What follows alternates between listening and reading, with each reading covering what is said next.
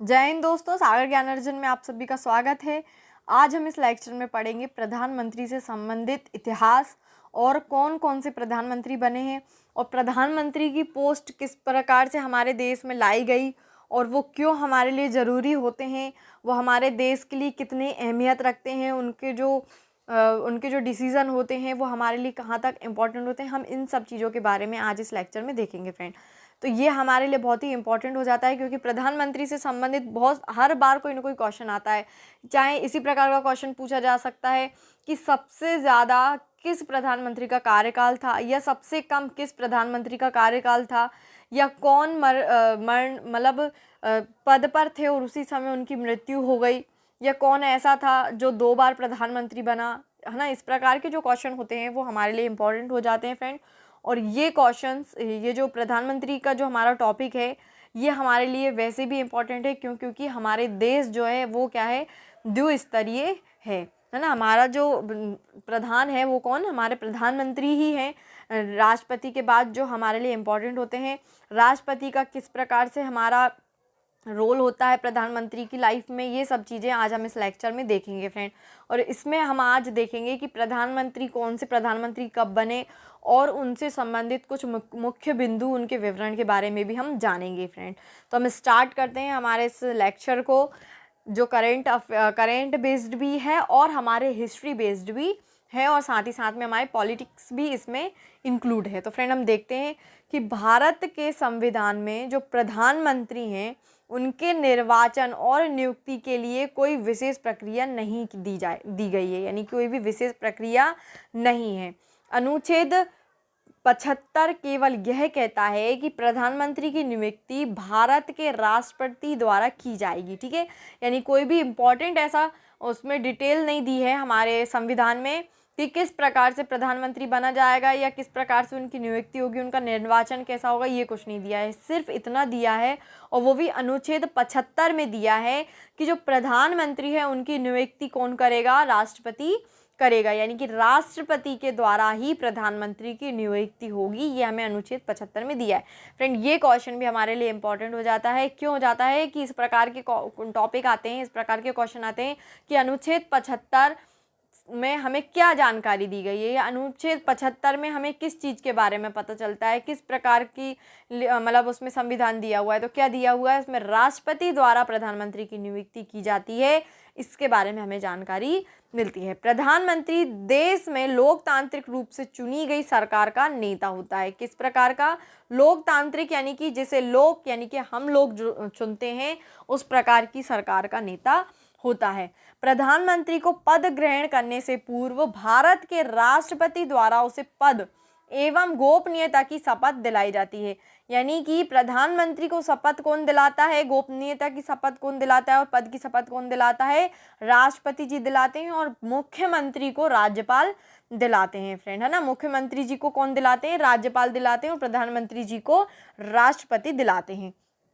प्रधानमंत्री अपने साथ एक कैबिनेट का चयन भी करता है। उनकी जो एक कुल मिला के उनका जो ग्रुप होता है, उनकी जो कैबिनेट होते हैं, कैबिनेट मिनिस्टर्स जो होते हैं, वो उनका जो चयन है वो कौन करता है, प्रधानमंत्री स्वयं करते हैं फ्रेंड। हमारा जो नेक्स्ट लेक्चर जो होगा उसमें हम कैबिनेट के बारे में पढ़ेंगे कि हमारे अभी कौन कौन कैबिनेट हैं, उनमें कौन कौन से किस क्षेत्र में कौन सा मिनिस्टर है, इसके बारे में हम उसमें आज देखेंगे, ठीक है। आगे है कि और उसकी सिफारिश पर ही राष्ट्रपति अन्य केंद्रीय मंत्रियों को पद की शपथ दिलाता है। यानी कि कैबिनेट मिनिस्टर वो जिनको चुनते हैं उन सबको भी राष्ट्रपति जी ही क्या दिलाते हैं, शपथ दिलाते हैं। हालांकि किस मंत्री को कौन सा मंत्रालय दिया जाएगा इसका फैसला प्रधानमंत्री करता है, ठीक है।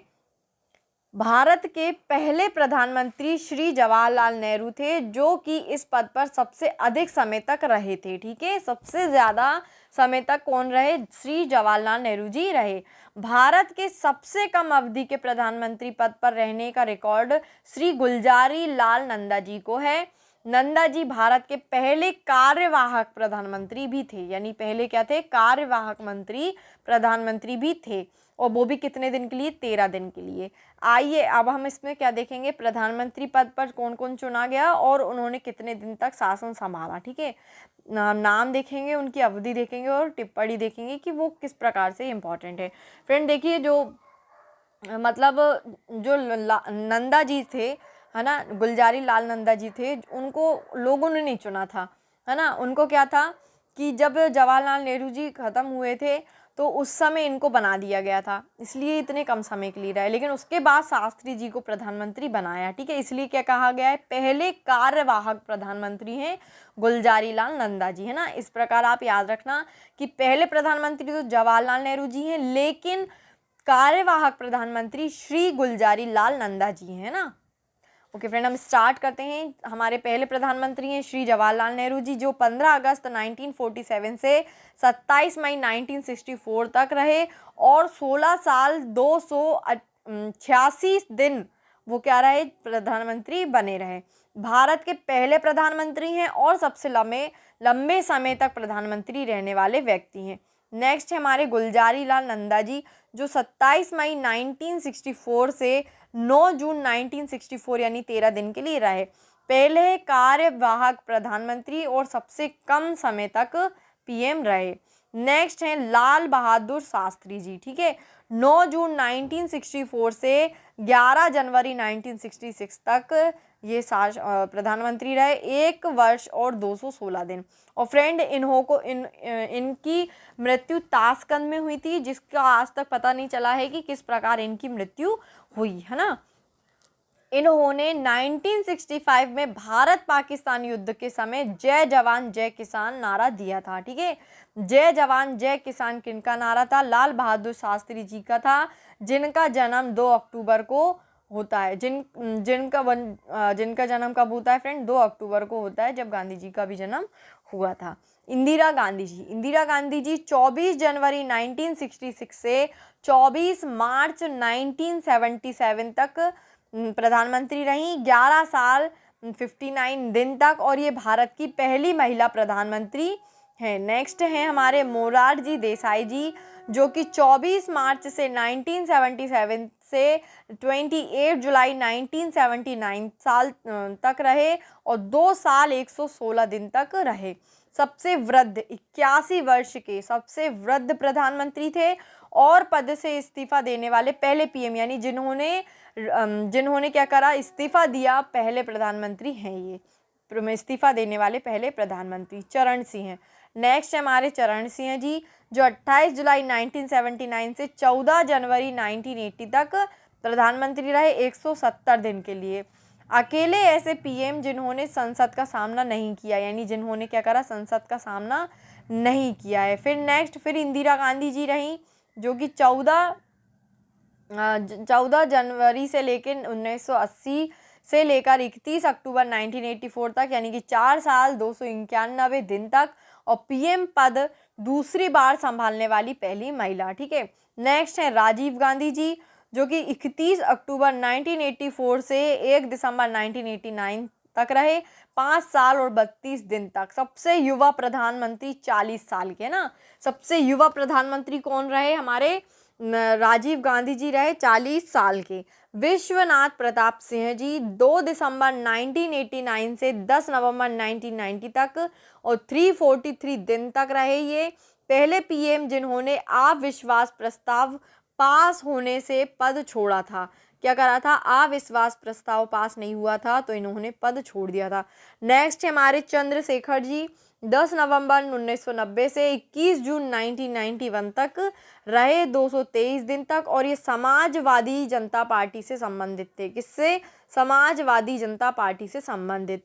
पीवी नरसिम्हा राव जी 21 जून 1991 से 16 मई 1996 तक रहे, 4 साल 330 दिन तक। दक्षिण भारत से पहले पीएम थे। जो दक्षिण भारत है, दक्षिण भारत हमारा भारत के दक्षिणी हिस्से से पहले पीएम हैं ये। अटल बिहारी वाजपेयी जी जो हैं 16 मई 1996 से 1 जून 1996 यानी 16 दिन तक रहे। केवल 1 वोट से सरकार गिरी थी, यानी सिर्फ 1 वोट की सरकार इनकी गिरी थी। एच डी देवेगौड़ा जी 1 जून 1996 से 21 अप्रैल 1997 तक रहे, 324 दिन तक, और जनता दल से संबंधित थे। किससे थे फ्रेंड, जनता दल से संबंधित थे। इंदर कुमार गुजराल जी। श्री इंदर कुमार गुजराल जी 21 अप्रैल 1997 से 18 मार्च 1998 तक रहे। 332 दिन तक व्यक्तिगत रूप से भारत के 13वें पीएम थे। यानी जो व्यक्तिगत रूप अगर देखा जाए तो कौन से 13वें पीएम थे। फिर अटल बिहारी वाजपेयी जी 19 मार्च 1998 से 22 मई 2004 तक रहे और 6 साल 64 दिन तक रहे। पहले गैर कांग्रेसी पीएम जिन्होंने पूरा कार्यकाल किया, यानी पहले ऐसे गैर कांग्रेसी थे जिन्होंने पूरा अपना कार्यकाल किया। और इन्हीं के समय पे हमारे यहाँ जो परमाणु का चेक हुआ था, परमाणु एटम बम का जो चेक क्या कहना चाहिए शोध हुआ था, वो इन्हीं के समय में किया गया था। नेक्स्ट है हमारे मनमोहन सिंह जी। श्री मनमोहन सिंह जी 22 मई 2004 से 26 मई 2014 तक रहे। 10 साल 2 दिन फ्रेंड, 10 साल 2 दिन यानी कि 2 बार इनका कार्यकाल रहा और पहले सिख प्रधानमंत्री थे। क्या थे फ्रेंड? पहले सिख प्रधानमंत्री थे। 17वें हैं श्री नरेंद्र मोदी जी, 26 मई 2014 अभी तक हैं और है ना। दूसरे ऐसे गुजराती पीएम हैं और पहले कौन से थे फ्रेंड? मोरारजी थे। चौथे पीएम हैं जो कि लगातार दूसरा कार्यकाल पूरा करेंगे। चौथे ऐसे प्रधानमंत्री हैं जो अपना पूरा कार्यकाल करेंगे। भारत में 17वीं लोकसभा के लिए चुनाव के परिणाम आ चुके हैं और श्री नरेंद्र मोदी जी ने 30 मई 2019 को भारत के 15वें व्यक्तिगत संख्या के रूप में शपथ ग्रहण भी कर ली और मोदी जी भारत के चौथे ऐसे प्रधानमंत्री होंगे जो प्रधानमंत्री के रूप में 2 कार्यकाल पूरा करेंगे।